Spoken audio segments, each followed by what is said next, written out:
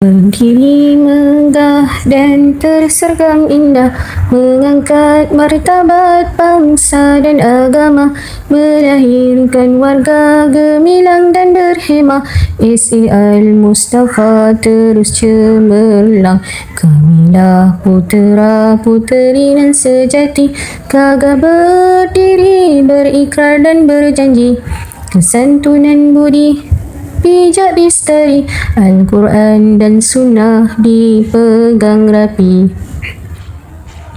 Menjana kecemerlangan sekolah kami, tekun usaha dan berjati diri, cemerlang gemilang, nama harum terbilang, ke arah kecemerlangan sekolah kami.